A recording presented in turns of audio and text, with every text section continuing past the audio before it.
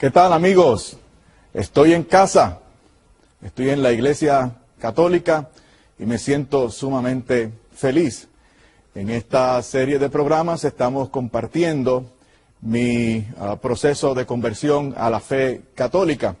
Y estoy tratando de compartir con ustedes, amigos católicos y amigos y hermanos también evangélicos, cómo se dio este proceso de conversión a la fe católica. He tratado de clarificar anteriormente que no se trata de que estuviese perdido, ni mucho menos. Se trata de que el Señor me llamó para que yo tuviera acceso a la plenitud de la fe que resguarda a manera de depósito la Santa Iglesia Católica. Y estoy tratando de llamar a la atención y al corazón, a la conciencia de mis hermanos católicos y también de mis hermanos evangélicos. A mis hermanos católicos para que comprendan, tengan conciencia de lo maravilloso que es estar aquí en esta iglesia. El gran beneficio, la gran bendición que tenemos nosotros de estar en contacto con ese depósito de la fe y con todo el poder que Jesucristo delegó a la única iglesia que fundó hace 2000 años. Y a mis hermanos evangélicos quiero compartir con ustedes. Quiero ser franco, porque todo diálogo ecuménico tiene que darse en un ámbito de franqueza. No es cierto eso que dicen otras personas, que para dialogar de manera ecuménica uno tiene que dejar de ser lo que ha sido. Uno tiene que transar, uno tiene que obviar. Eso no es cierto. No, porque así no puede haber diálogo ecuménico. Porque no es un diálogo, no sería un diálogo franco y sincero. Sería un diálogo hipócrita. Entonces, si quiero dialogar con ustedes, pues abro mi corazón y les digo de verdad lo que creo, lo que he venido a creer, lo que he descubierto en la palabra de Dios, lo que me ha revelado el Espíritu Santo. Porque lo que he hecho es hacerle caso al Espíritu de Dios, tal como ha estipulado la Iglesia en el documento que habla sobre el misterio de Iglesia en el Vaticano II, Lumen Gentium número 14, que si a alguien le fuese revelado por el Espíritu Santo que la Iglesia Católica es necesaria para la salvación y rehusar entrar en ella como condición necesaria, el tal no podrá salvarse, porque no está ejerciendo su conciencia, no está actuando en línea con lo que le ha revelado el Espíritu. Claro está, no fue tan fácil, me resistí. Por mucho tiempo me resistí. Esto fue un proceso de poco más de 4 años. 4 años a través de los cuales yo resistí la voz del Señor. ¿Por qué? Porque tengo que reconocerlo. No me iba mal. Estaba bien. Tenía un futuro ministerial prometedor. Y a la corta edad de 33 años, ya enseñaba teología en el seminario de nuestra denominación. Me sentía realizado. Y era en ese proceso, era en ese momento donde me sentía, donde me sabía realizado, que el Señor comienza a llamarme. Comienza a mostrarme cosas en su palabra. Cosas, verdades de fe, que me fueron llevando y conduciendo a donde estoy ahora. Por eso digo, estoy en casa y me siento tranquilo. Bueno, hemos estado platicando sobre estos temas con los cuales tuve que lidiar en mi proceso de acercamiento a la fe católica. Y les estaba hablando en el último programa acerca del criterio de autoridad. Descubrí que para acercarme a la Biblia y entenderla, y no ser parte de un... Y descubrí que ese criterio de autoridad era apostólico. El criterio de autoridad para entender la Biblia no es bíblico, es apostólico. Por eso el Señor le dijo a sus apóstoles, el que les escucha a ustedes, me escucha a mí. Lucas capítulo 10, versículo 16. Por eso establece el Espíritu Santo en Efesios capítulo 2, versículo 20, que el Señor instituyó su iglesia sobre el fundamento de los apóstoles. Ese es el criterio de autoridad, apostólico. Entonces yo tengo que referirme a una iglesia que sea apostólica.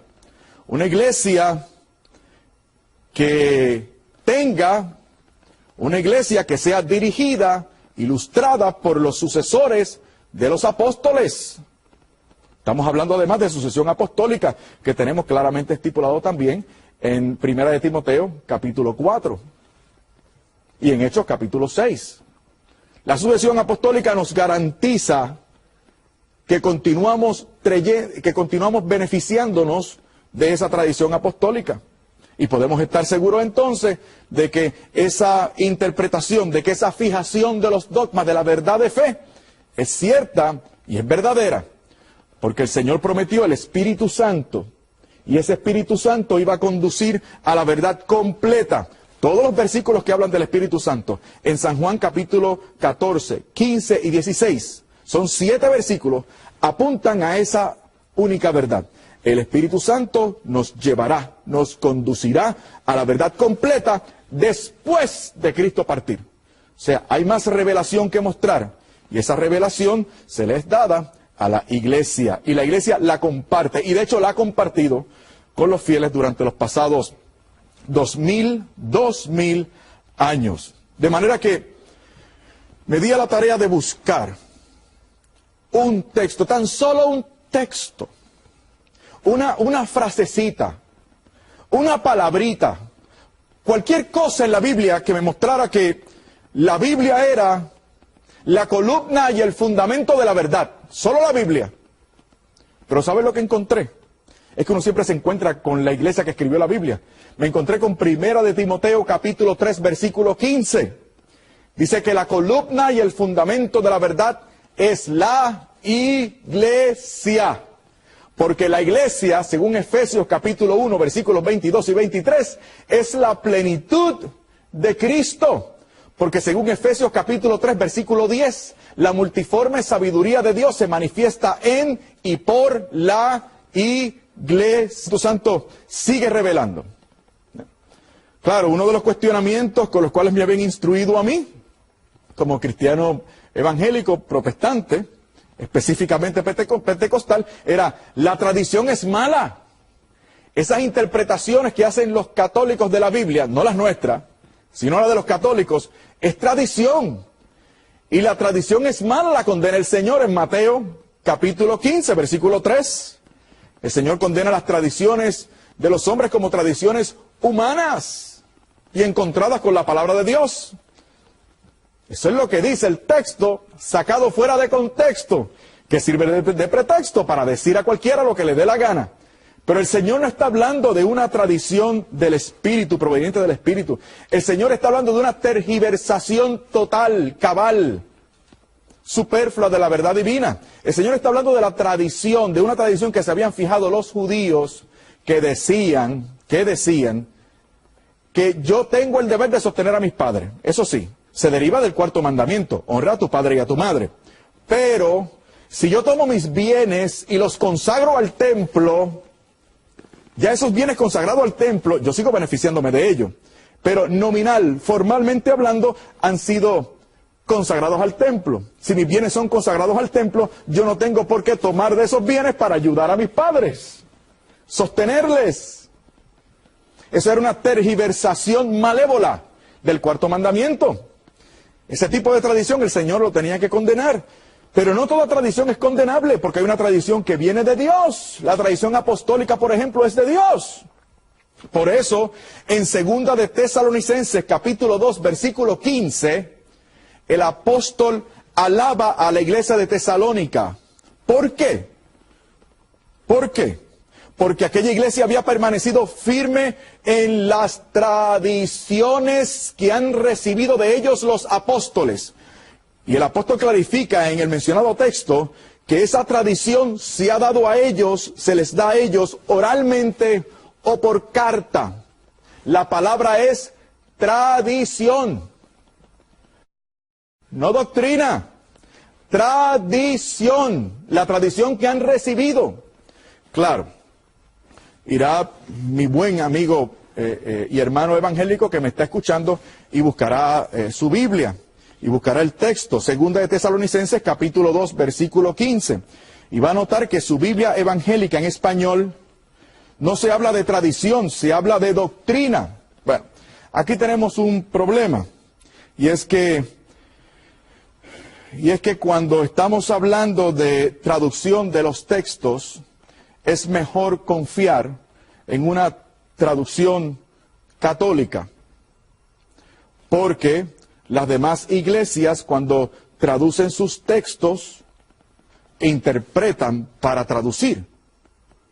O sea, nadie aborda un texto de manera objetiva, sino desde el esquema de fe que ha tenido previamente. Pero ¿qué es lo que dice el texto en verdad? ¿Quién tiene la razón? ¿O es tradición o es doctrina? Bueno, la palabra que aparece en griego, traducida por ellos en la Biblia evangélica al español, la palabra en griego es paradosis, no didaje, no didascalia, que sería doctrina o enseñanza, sino paradosis. La palabra griega paradosis significa una enseñanza que es dada y recibida de mano en mano. Eso es tradición, queridos míos. No importa cómo lo vean, es tradición. Paradosis, la traducción correcta al castellano, es tradición. No enseñanza, sino en primera de Tesalonicenses, capítulo 2, versículo 13, el apóstol añade y dice, os alabo, una vez más, alaba a la iglesia de Tesalónica, porque han recibido su predicación, no como palabra de hombre, sino cual es como palabra de Dios. Fíjense qué interesante, en la Biblia entonces cuando se habla de palabra de Dios, no siempre se está hablando de lo que está escrito, sino también se habla de la tradición. Estamos hablando de tradición con T mayúscula. Bueno, ¿cómo podemos tratar de explicar esto para que lo entendamos mejor? Miren, seamos francos, seamos sinceros. Cuando una iglesia, una secta, una denominación te dice, esto es lo que enseña la Biblia, lo que te están queriendo decir es, esto es la interpretación que yo tengo. O sea, la Biblia está sujeta a interpretación. Porque total con la Biblia, hermano querido, tú puedes demostrar lo que te dé la gana. Ese es el espíritu sectario que decíamos al principio. Tomas un texto por aquí, un texto por allá, un pasaje por aquí, un pasaje por acá, y haces la doctrina que tú quieras. Pero no se trata de un texto por aquí y un texto por allá. Se trata de tomar en consideración toda la doctrina, toda la revelación. Claro está, la única institución que por ser divina tiene la facultad de entender, abordar e interpretar toda la revelación, justamente hablando, es la iglesia que Cristo fundó. Pero hace falta entonces esa tradición para poner la Biblia al día, para interpretarla, para devengar de ella significado, para poder definir las verdades de fe cuando estas verdades de fe son puestas en duda o criticadas, malversadas por otras personas, como ha acontecido, por ejemplo, con el dogma de la transubstanciación o de la pantamisa, un dogma creído por los cristianos todo el tiempo, pero la iglesia se vio en la necesidad de definirlo y plantearlo como transubstanciación en el Cuarto Concilio de Letrán, en el 1215, porque para esa época comenzó a cuestionarse por algunas personas el dogma de la presencia real del Señor en la Santa Cena, en la Eucaristía, y por eso la iglesia, viendo el peligro que había de que muchos fieles perdieran la fe verdadera, la iglesia define, establece el parámetro. Por eso es que la tradición, la Biblia y lo que la iglesia interpreta de la Biblia tiene que ser considerado por nosotros de manera palabra contra la mía, ni la mía contra la tuya. Por eso es que hace falta un criterio de autoridad. No una norma formal, no, un criterio material, institucional. Voy a dar un ejemplo. Supongamos que así alguien con mucha autoridad en el nombre del pueblo de los Estados Unidos, estamos grabando en los Estados Unidos, digamos que alguien se levanta frente a nosotros y dice, estimados compatriotas, pueblo de los Estados Unidos, desde hoy en adelante cada cual va a vivir en este país según cada cual entienda, interprete y defina la Constitución de los Estados Unidos de América. Y que el espíritu de George Washington les acompañe y les asista. ¿Qué va a pasar? ¿Qué va a ocurrir? El acabose. La fragmentación de la sociedad americana. ¿Por qué? Bueno, ciertamente la Carta Magna el documento legal más importante en este país, que da cohesión a la sociedad americana, es la Constitución de los Estados Unidos de América. Pero la Constitución de los Estados Unidos de América, queridos míos, no es suficiente para mantener el orden y la unidad de la sociedad americana. Entonces, ¿qué hace falta? Hace falta una interpretación, es decir, una puesta al día de esa Constitución para clarificar el espíritu de la Constitución, para que pueda haber orden, unidad, cohesión, paz en esta sociedad. ¿Y qué órgano se encarga de eso? Bueno, el sistema de justicia, el sistema de cortes, cuyo órgano apelativo en última instancia es la Corte Suprema de los Estados Unidos. Entonces hace falta un órgano rector, y ese órgano rector en última instancia es la Corte Suprema de los Estados Unidos. Ahora, queridos míos, vamos a hablar de nuevo francamente, porque yo estoy abriendo mi corazón. Estoy hablando desde lo más profundo de mi corazón, con mi corazón y mi Biblia, pero también utilizando el sentido común. ¿Significa esto que todos los jueces de la Corte Suprema de este país sean perfectos, castos y puros? Contéstate la pregunta. ¿Significa esto que algún miembro de la Corte Suprema de los Estados Unidos nunca haya cometido un acto de imprecisión al entender esa Constitución? ¿Cuál es la contestación? Ciertamente. Ciertamente. Entonces, ¿significa esto, como no son todos perfectos, castos y puros, significa esto que hay que eliminar la Corte Suprema? Que se vaya. Vamos a desarticularla. ¿Eso es lo que significa? No. Porque la Corte hace falta. Es necesaria para interpretar autoritativamente esa Constitución y aplicarla para que haya orden. Es necesario que exista ese órgano inapelable en última instancia.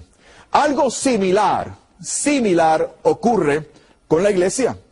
La iglesia es ese órgano rector, es ese sistema que da cohesión al pueblo de Dios. Este sistema. Y la iglesia tiene un órgano rector jerárquico, que son los sucesores de los apóstoles. Y además, sobre ellos, tenemos el primado de San Pedro, en manos del Papa, custodiado por el Papa, por el Santo Padre. En esta ocasión, Benedicto XVI. Porque ese es el órgano rector. Este es el sistema inapelable al cual nosotros nos recurrimos para una interpretación fidedigna. Porque este órgano rector tiene el Espíritu Santo, tiene la promesa de Dios de estar con ellos todos los días hasta el fin del mundo. Tienen la promesa del Espíritu Santo que conduce y revela una sola y única verdad. Esto fue lo que quiso el Señor. Esto fue lo que Él se inventó. Esto fue lo que Él quiso. Bueno, de que tú y yo lo hubiésemos hecho mejor, yo no sé. Yo lo que sé es que aquí no estamos hablando de tu apreciación ni la mía, de tu interpretación o la mía. Aquí estamos hablando de lo que el Señor ha fijado en su palabra. El que les escucha a ustedes, me escucha a mí. Y las puertas del infierno no prevalecerán en contra de la iglesia.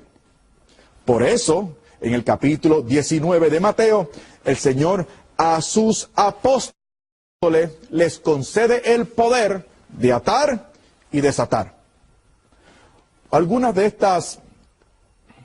Muchas de estas verdades de fe son explicitadas por la Iglesia Católica. La Iglesia, como tiene el Espíritu Santo, ha ido descubriendo elementos que añaden, que sobresaltan, que enriquecen esas verdades de fe fundamentales que Cristo reveló de una vez y para siempre. Por ejemplo, los dogmas marianos fueron revelados por Jesucristo. Están en la palabra de Dios. Y entonces toca a la iglesia descubrir esa riqueza mariológica y proponerla a los fieles para beneficio de los fieles. Porque los fieles nos beneficiamos, por ejemplo, de la mediación y el cuidado materno de nuestra Madre del Cielo. ¿Por qué? Porque la mediación de los ángeles y los santos es un hecho constatable en la Biblia. Tobías 12:12, Jeremías 15:1, Apocalipsis capítulo 5, versículo 8, capítulo 8, versículos 3 y 4. Juan capítulo 2, la Virgen intercede y en un momento dado, en un acontecimiento, digamos, cotidiano, humano, inconsecuente para algunos, pero no para la Virgen, con ese sentido femenino, maternal que tiene. Devengamos de ella entonces un cuidado especial. Hijo, mira, se han quedado sin vino. Pero madre, ¿qué tienes conmigo? Aún no ha llegado mi hora. ¿Y qué hace ella? Fíjate qué interesante, aún no ha llegado mi hora. Eso lo que significa es que en el calendario de Dios, ese día decía, no milagros. Pero la madre de Jesús le refirió un problema. Y no se trata de cualquier otro ser humano, se trata de su madre, de su mamá, de la Teotocos, la que lo dio a luz y la que se ha relacionado con él, con un vínculo maternal, filial maternal. Y recuerden que Jesucristo cumplió la ley más perfectamente que ningún otro ser humano. Y esa ley dice en el cuarto mandamiento, honra a tu padre y a tu madre. Y la palabra hebrea, honrar, significa glorificar. Es que es una palabra tan fuerte que los traductores prefieren poner honrar. Pero la traducción verdadera es glorificar. O sea, el mandamiento lo que dice es, glorifica a tu padre y a tu madre. Si Jesucristo cumplió ese mandamiento a cabalidad, de manera total y perfecta, significa que Él glorificó a su madre. Yo soy su discípulo. O sea, yo soy un imitador, un seguidor de Jesucristo. Yo tengo que hacer lo que Él hizo. Por eso yo honro y glorifico a su madre. Proseguimos. Hijo, se les ha acabado el vino. Pero mujer, ¿qué tienes conmigo? Es que se han quedado, es que no ha llegado mi hora. ¿Y qué hizo el Señor? ¿Qué hizo la Virgen? La Virgen, confiando en la misericordia de su Hijo, le dice a los sirvientes, hagan todo lo que Él les diga. ¿Qué decía en el calendario de Dios? No milagros. ¿Qué pasó con la Virgen? Confió en el Señor. Confió en su misericordia. Tal vez ese día de hoy no había milagros prescritos, pero ella confiaba. Y ella tenía una especial y maternal influencia en su Hijo. Y todavía la tiene. Y Jesucristo obró un extraordinario milagro. ¿Por qué? Por mediación de la Virgen. Por mediación de su Madre Santísima. Entonces, si otros en los textos citados previamente, santos y ángeles, tienen acceso a la presencia de Jesucristo y pueden influenciar en su amor para que obre y restituya y haga milagros, ¿por qué no lo podemos hacer con su Madre Santísima? Su Madre Santísima que aparece en Apocalipsis 12 como madre, porque habla de la simiente en términos de Jesucristo, pero habla también de la simiente en términos de la iglesia, de los discípulos de su Hijo. O sea, en Apocalipsis capítulo 12 tenemos a María Santísima como madre de Jesús, pero madre también de nosotros. Así que cuando nos dicen, oh, María tuvo más hijos, ahí me gusta contestar, sí, tuvo más hijos. Todos nosotros en la iglesia somos hijos de María. En el próximo programa, por cierto, lo vamos a dedicar, entre otras cosas, al tema de la virginidad de la Virgen María, porque fue otro de los temas con los cuales me trataron de enseñar, ¿no? Y fue ese uno de los temas que fue generando en mí, en un momento dado, cuando era adolescente, un cierto sentimiento anticatólico, que eventualmente superé en mi proceso de conversión durante mi regreso a la casa del Padre. Y me gustaría tratar con ustedes en el próximo programa cómo se dio este descubrimiento, cómo yo descubrí la excelencia de mi Madre del Cielo y cómo descubrí que su virginidad se da para que ella, entre otras cosas, se presente como ejemplo para nosotros de un cristiano acabado, entregado en cuerpo y alma totalmente a la voluntad de Dios. Muchas gracias, nos vemos en el próximo programa. Estamos en casa.